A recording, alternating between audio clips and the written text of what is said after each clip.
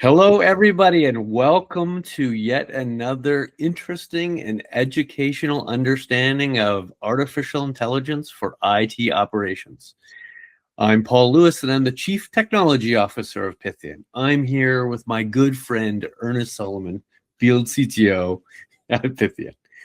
We're going to talk today, we're going to double click on some of the IT operations concerns and implementations and innovations we can do within the everyday life of an IT operator.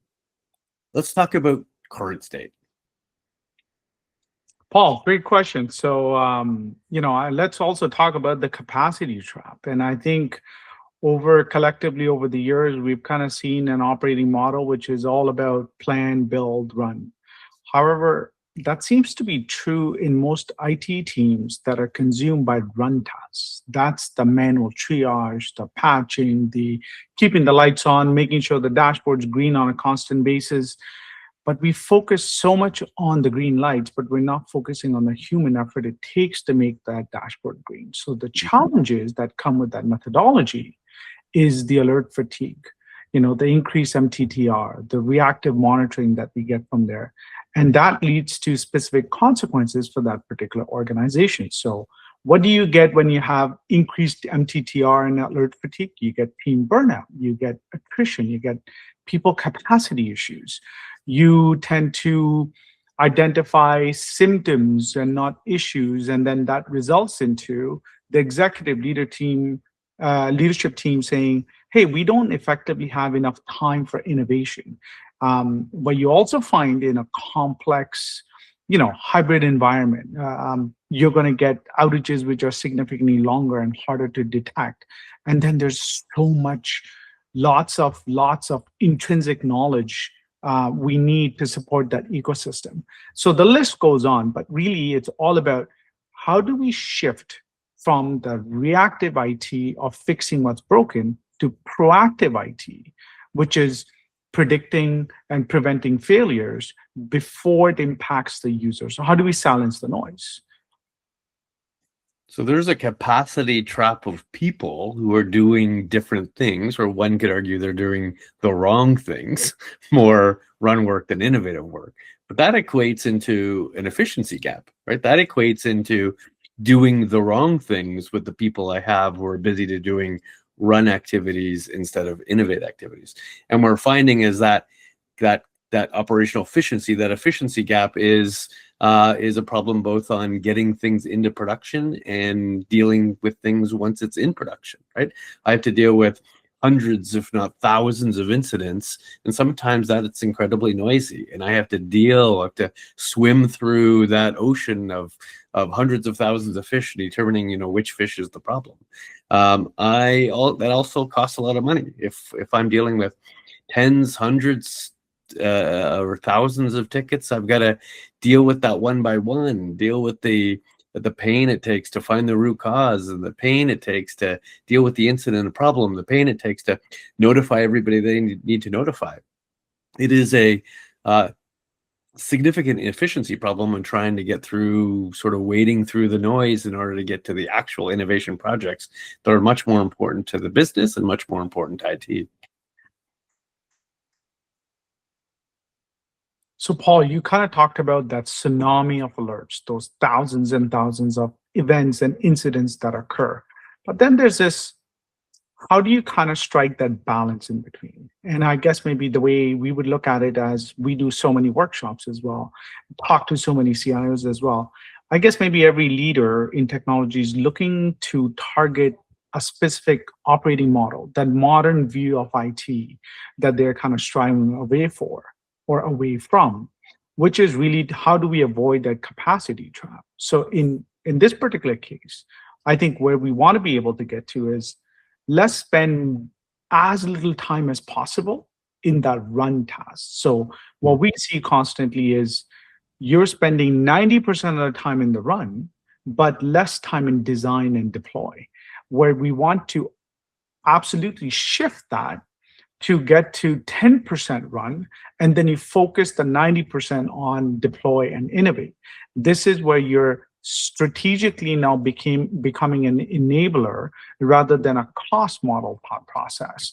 You are driving revenue for the organization, and but it's also doing that value creation and driving innovation within the organization.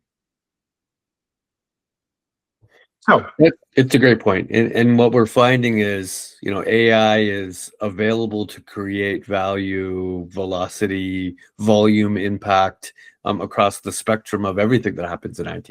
It's not really just everything that happens in runtime or everything happens during change, but it's also everything that happens during design, everything that happens during build. I have to build BRDs and FRDs and build TDDs. I have to gather requirements from the business users in order to affect what the IT infrastructure and software change might be.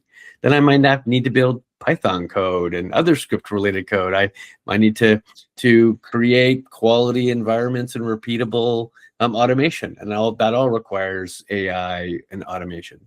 Then of course the work it takes to implement change. That might be CI/CD pipelines. That might be changing the application. That might just be simple upgrades into the OS. That increases risk. In fact, that is the source of risk into a production environment, and that takes time, energy, and people. And a lot of that is runbook based, right? I have tens of pages of tasks, several people doing those tasks, and handoffs between those people, and approvals in each one of those gates. That could take hours, if not days, to launch new releases of applications. Once it's in production, I now have a different set of problems. I have worries about incidents. I have worries about problems being created. I have worries about noise. I have worries about external factors and internal factors affecting capacity and performance and availability. The good news is AI strives to solve at least half of each one of those problem sets. So first half, the top half being, how can I reduce the amount of problems of getting things in production? How do I increase the velocity to make things faster, to get things in production, to have less handoffs, to have more automation, to have more push button activity?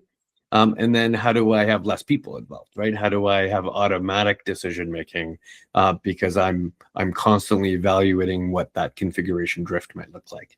On the bottom half is, well, what's into production? How do I make sure that I'm only worried about the incidents that matter? How do I make sure all the noise of sort of the tier 2, the tier 3, the tier 4 tickets are being handled either automatically or triaged in a different way? How could I reduce those incidents by being proactive on where those root cause analysis might be? And then how do I solve any one incident faster? And that's a series of artificial intelligence to algorithms, products, and tools and technologies to make that happen. So let's talk about incident management. Let's double click specifically on once applications get into production. Now, when we say production, we really mean through the life cycle of those infrastructure, right? So dev and QA and UAT and production and post-production environments, they all have some level of incident problem management. They all have some level of problems that might occur, bump in the night, to which I have to handle. In fairness, there are different SLOs and SLAs and different MTTRs. But let's just presume a change happens in an environment and now I have incidents and I have to deal with those incidents. That is part and parcel of an IT operations job. But how do I make that cleaner? How do I have less people? How do I have the MTTR measured in seconds or nanoseconds instead of minutes, hours, and days? It's really two sides of the coin. And the first side is the business. Ernest? You know what, Paul? You kind of touched a little bit on incident management. You touched a little bit on risk management and how those kind of intersect a little bit. But there's additional two critical factors that we're just going to talk about. It is the financial aspect, but also then it's the trust aspect, which is the customer experience, customer excellence, whichever way we want to call it. This is really when we have incidents within the organization, every minute of downtime has a direct correlation to the dollar value. So for existing modern business, life in the day off with AI and everything being accelerated at such an accelerated pace, that means hundreds of thousands of dollars which are being lost per hour. Incidents essentially mean the impact to not just the revenue, but the impacted customer experience. But the goal of incident management would be at this point in time is minimizing the loss and ensuring the mean time to recovery is as short as possible. But then you go and look at the impact that it's going to have.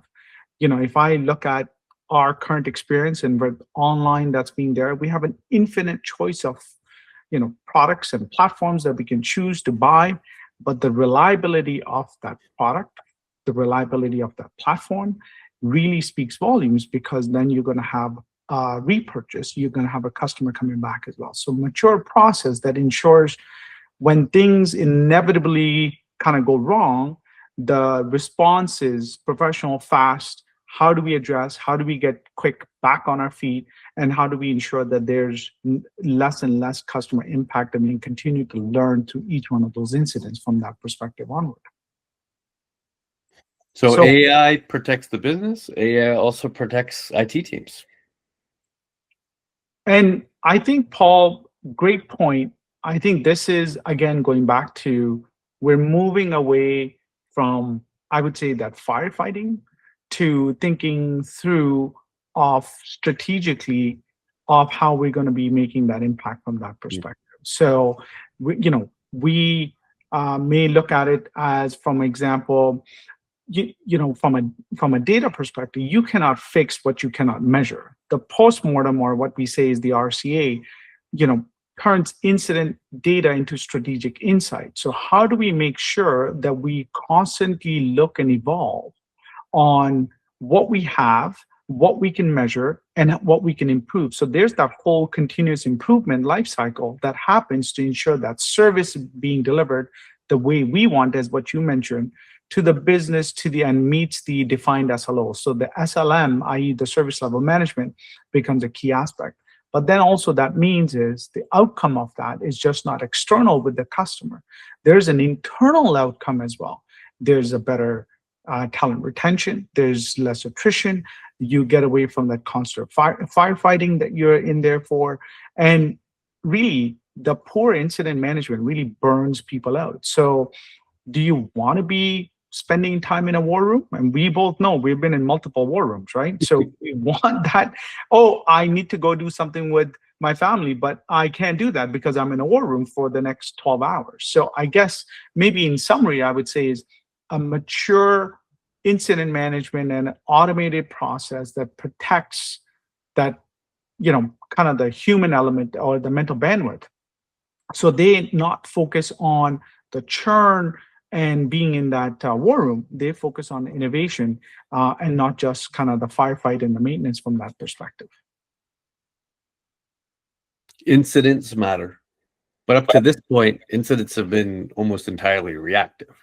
Incidents have been, once I receive this notification, once I receive this page, I'm waking up in the middle of the night, or I just happen to be on pager duty. I see the incidents, I log into the environments, I look for a root cause, I self-identify where the problem might be. If I can't figure out, then I'll escalate through tier 2 and tier 3. If we can't figure out, then we start up a phone call, right? It becomes incredibly poor to sub 1. I've got 18 people on a call. We're trying to find this problem.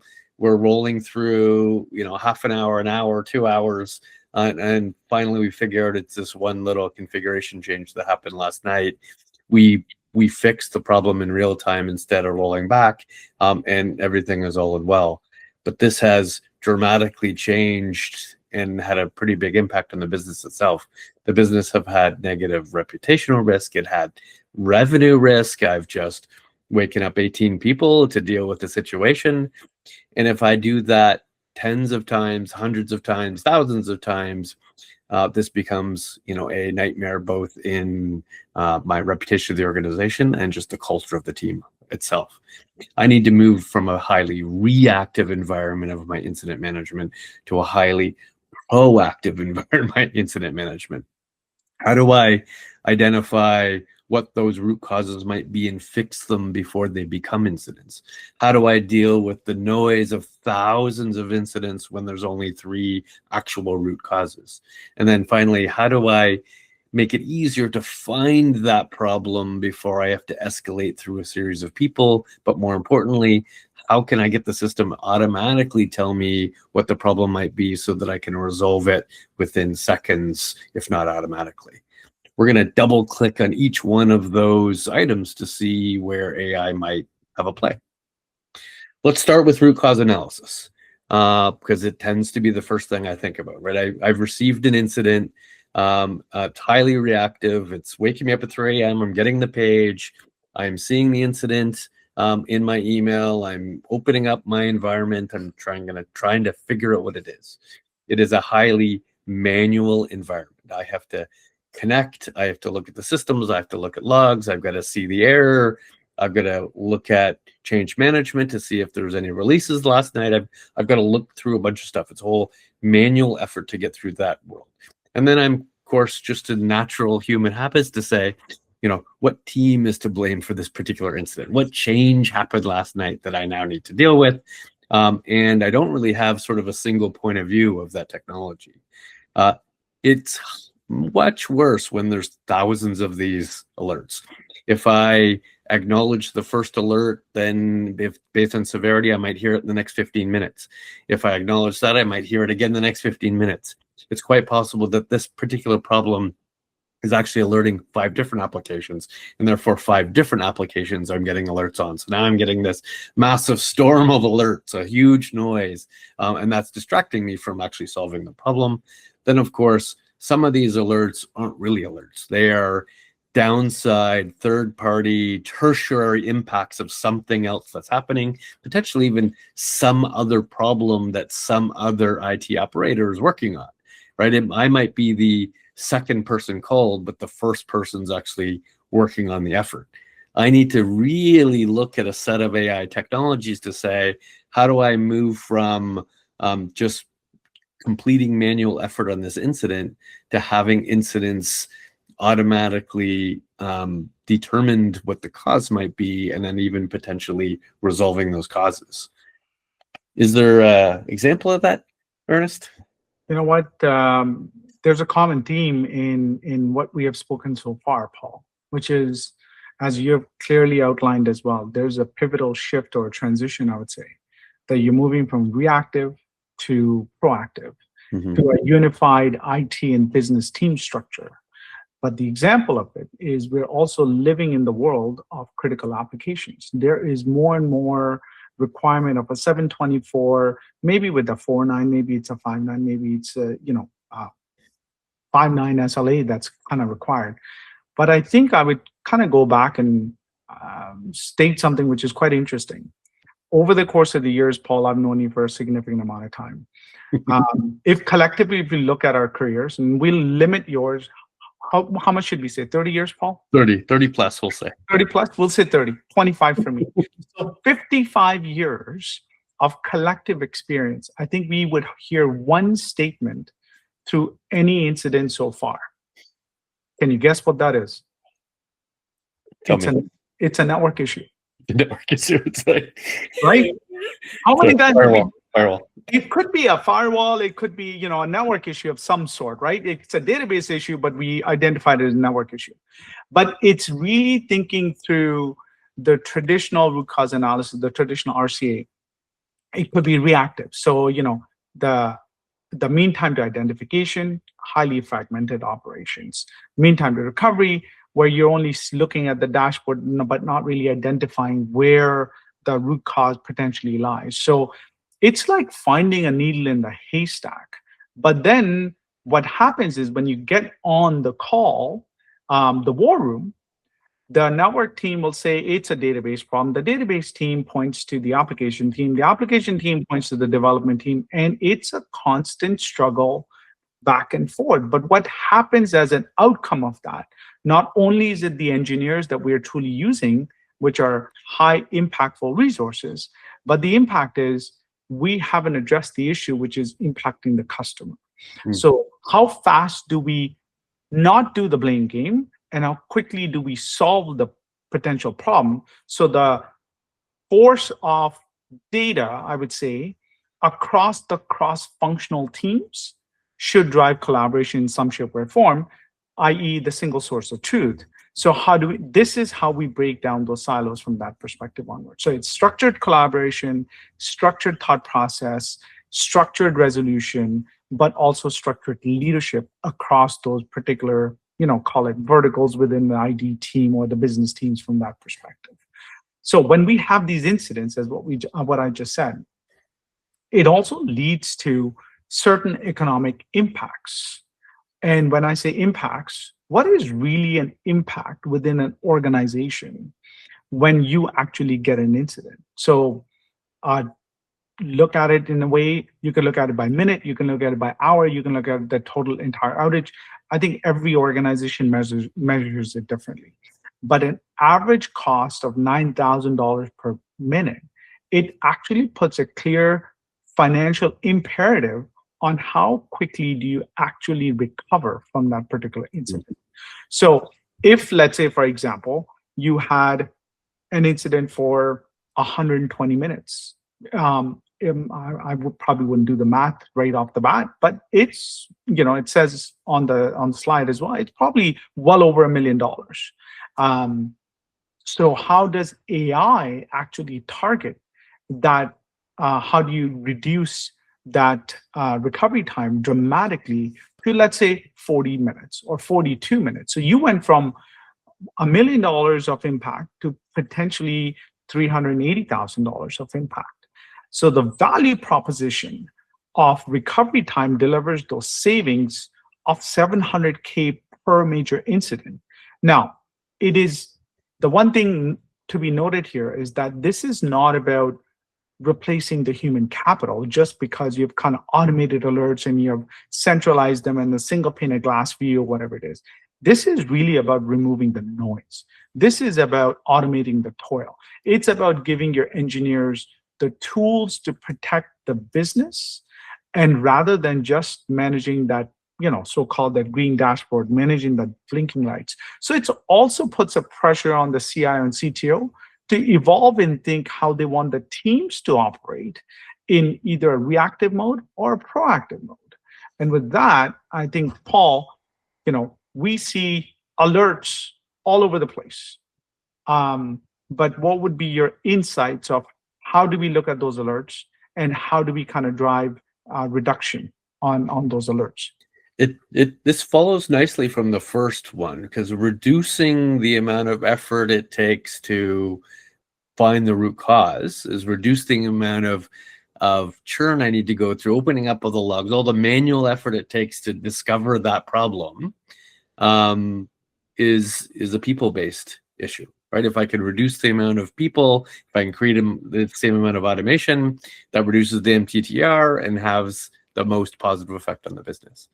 In terms of the amount of noise I get, it's not the individual incidents, it's the hundreds or thousands of incidents I get that are literally noise, right? They might be duplicative alerts based on the alert I've already received, or secondary, third, fourth, and fifth alerts based on the original environment. Or it might be a alert based on an application that had a net effect to some other incident, and I'm the application development team for the second application instead of the first application, right?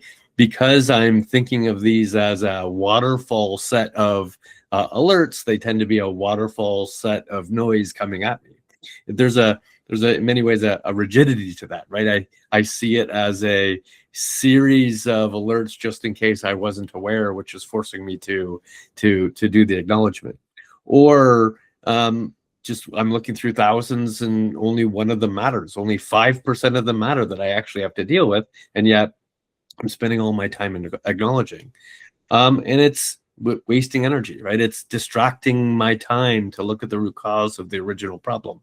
So what do I do about this? I have to think about reducing that noise by using AI to have much more clarity on what's important and what's not. I have to use AI to be able to predict that it's a downside effect of an original issue. I need to use AI that's saying, let's prioritize and organize these differently than the original incident. And I have to use AI to say, Can I auto acknowledge things that I know I'm already working on? Can the system predict that work is already being completed by myself and multiple teams? So there's a lack of acknowledgement required to support that. That saves time and energy and distraction, and that fatigue I would get by receiving all these alerts that I don't have to action reduces dramatically, and I can focus on those key problem sets. And of course, we've helped customers do this too. You know what? I would say we have helped customers do it, but as a CIO who's kind of lived in the world of traditional IT management as well, this story is actually real. What I've even experienced, and I think Paul, you probably have experienced the same thing as well. You go into the office when we used to go into the physical offices as much as what we could every Monday morning, that there's some sort of an outage. There's some sort of, hey, there was the Monday morning storm of what we would say is everybody get on a call. It's 9 a.m. We've got a whole set of people on the call. We've got a war room. We're forcing engineers to spend, maybe minutes, maybe an hour, maybe it's 2 hours on clearing kind of the noise as well. And you're still on that journey of alert fatigue. You're still on the journey of that traditional static alerting, but we're not really addressing the problem. We may do some sorts of things. Oh, maybe I scripted, maybe I can recover the environment a little bit faster. But then what we are not really, should we really solve a problem with that? Or should we solve a problem by looking at it with dynamic baselining, the seasonality detection? Maybe it is that it learned that a normal Monday pattern is that there's a backup job that's constantly running, and now we need to look at that backup job and address the other 50 false alerts that came with that as well. So it's not just about suppression, it's about action as well. And how do we I would say outcome is two parts, or I'm going to say it's actually three parts.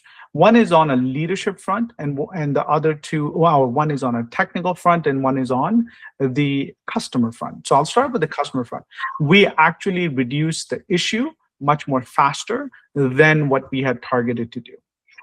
If I look at it from an internal IT perspective, I would say, well, the engineer received only one alert or one priority notification instead of the 50 that they got for the response time. So we actually shifted from 45 minutes to maybe even 5 minutes of solving the problem.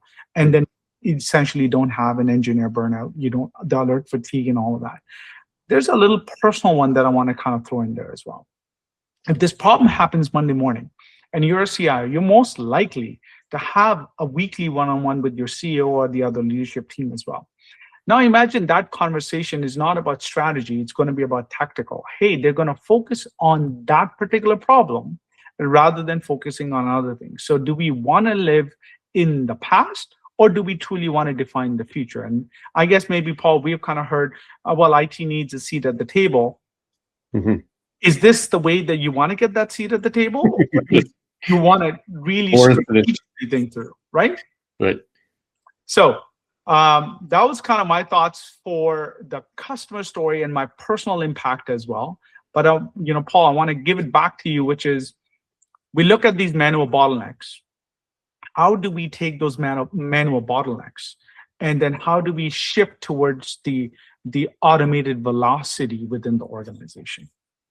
So we talked about already how to get much faster at solving the problem, right? How to wade through the noise of logs to find the root cause and do that within minutes instead of a team of people over hours.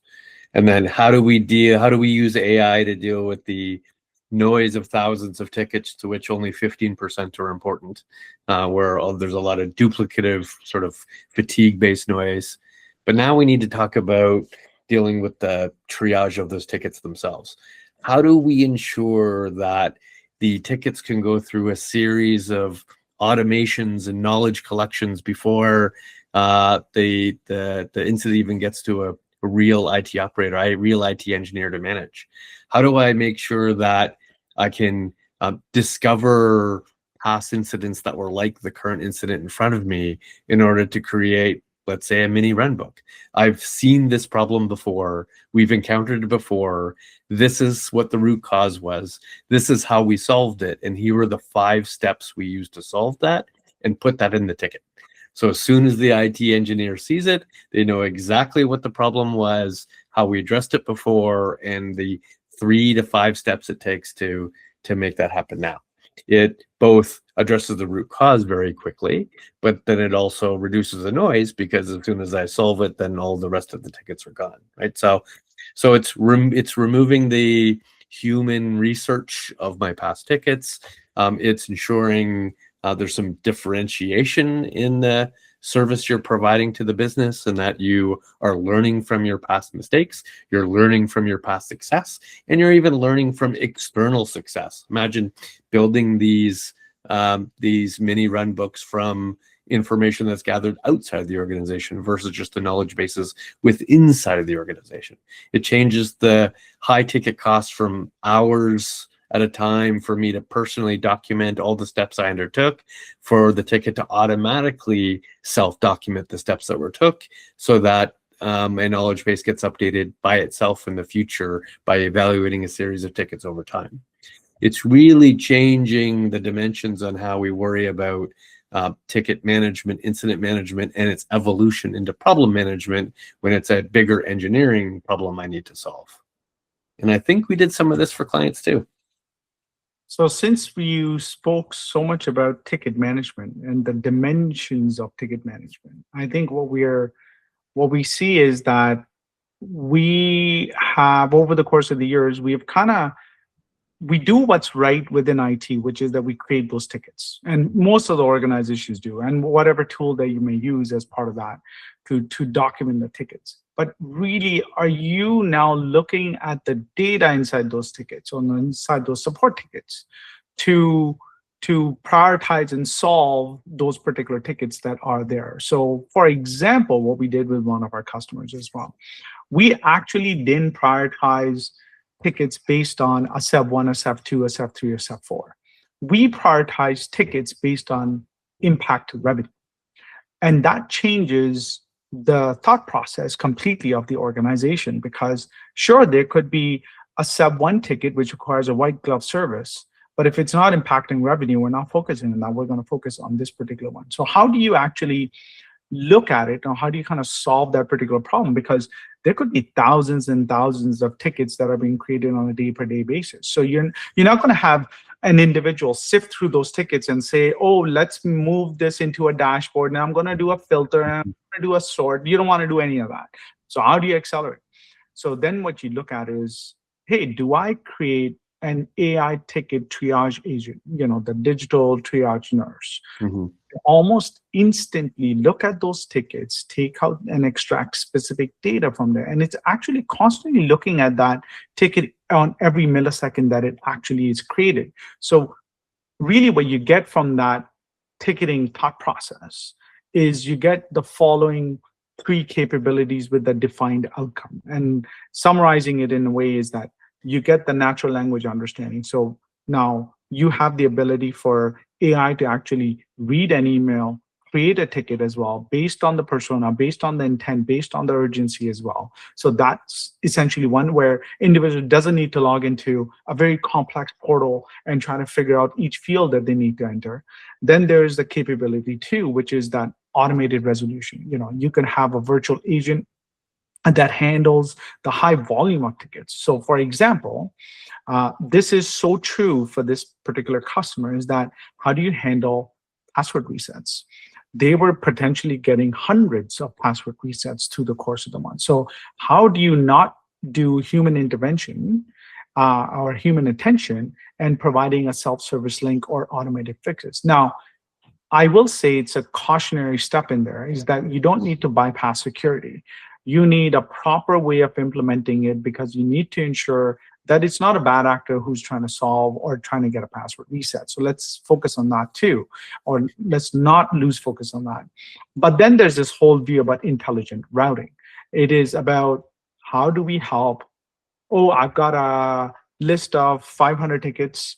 I've only got a team of 3 people. So how do I actually look at, and how does the 3 individuals look at the highest level of the ticket?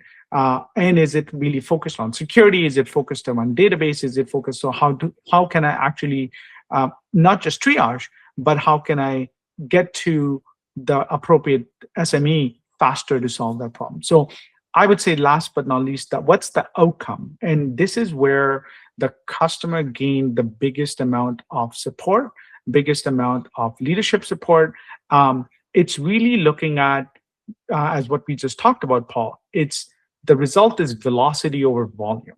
It's about delivering, 90% faster in for the response time for critical and revenue impacting issues, and really also preventing the potential loss that the customer might have. So it's again, in summary, velocity is focused, volume is less focused, but criticality is also focused as part of that as well. And as we move to kind of the value proposition, AI in general, of what it actually delivers and what it brings to any organization. Paul, what would be an insight of how we as a team continue to kind of go and help and show our customers what AI implementation and the value proposition that kind of looks like? Over this last set of slides, we talked about dozens of opportunity to use AI within one part of IT operations, the incident management. Everything from focusing on reducing the noise to ensuring that I can find the root cause analysis much quicker than I have in the past, increasing that velocity.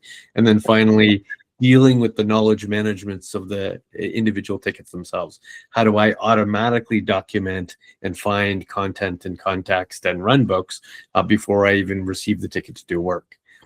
All of this will be discussed within incident management, all of ITIL all ITIL within your IT operations, within an AI workshop that the field CTOs will work with you on your behalf, right? We will spend 1 to 3 days in your shop reviewing your much more likely highly reactive IT operations and double clicking on those use cases that might create some significant velocity within your organization, either for the purpose of getting change into production or dealing with incidents or problem sets once it's in production. When we do that workshop, we're going to narrow that down into the priority use cases that'll affect most change your organization. Then we'll double click on that technical evaluation. What tools, what skill set, what data strategy needs to be in place, what are the prerequisites that need to be true, what does the org model and org environment need to be true in order to make this work. Will involve architects, network architects, infrastructure architects, and software architects to support that conversation. And then we'll actually get into solution design. Now that we know the 5 biggest use cases to support the effort, then we'll bring in the data scientists and the AI engineers and the ML engineers and the experts in the tool sets to which you use. And then we'll implement and configure those use cases in your environment so that we're walking away in a few weeks period of time with actual velocity change to your business. On behalf of Ernest, thanks everyone for listening, and I hope you learned a little bit about incident management and the effect of AI in your IT operations. Thanks again. Great job. That was awesome. Very good. There's no way that was going to be 15 minutes. I don't know. I know. But it was good. I think that we dove into each of them. I think it's a great asset for us to be putting up on YouTube, and of course for our customers to be listening to it. Like, I think sellers sending this to their customers is a great way to, and prospects is a great way for them to introduce this to them.